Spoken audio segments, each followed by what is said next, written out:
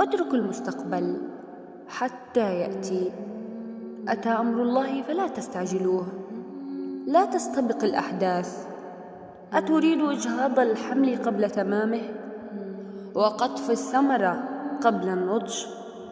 إن غدا مفقود لا حقيقة له، ليس له وجود ولا طعم ولا لون، فلماذا نشغل أنفسنا به ونتوجس من مصائبه ونهتم لحوادثه؟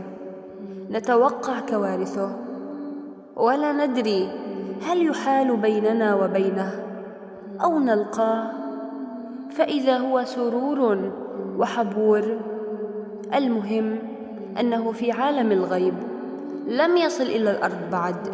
إن علينا ألا نعبر جسرا حتى نأتيه، ومن يدري، لعلنا نقف قبل وصول الجسر، أو لعل الجسر ينهار قبل وصولنا، وربما وصولنا الجسر ومرورنا عليه بسلام. إن إعطاء الدهن مساحة أوسع للتفكير في المستقبل وفتح كتاب الغيب ثم الاكتواء بالمزعجات المتوقعة ممقوت شرعا، لأنه طول أمل، وهو مذموم عقلا لأنه مصارعة للظل.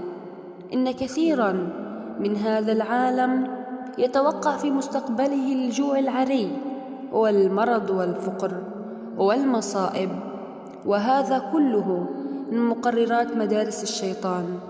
الشيطان يعدكم الفقر ويأمركم بالفحشاء، والله يعدكم مغفرة منه وفضلا. كثير هم الذين يبكون لأنهم سوف يجوعون غدا، وسوف يمرضون بعد سنة، وسوف ينتهي العالم بعد 100 عام. إن الذي عمره في يد غيره لا ينبغي له أن يراهن على العدم، والذي لا يدري متى يموت لا يجوز له الاشتغال بشيء مفقود لا حقيقة له. اترك غدا حتى يأتيك. لا تسأل عن أخباره، لا تنتظر زحوفه، لأنك مشغول باليوم.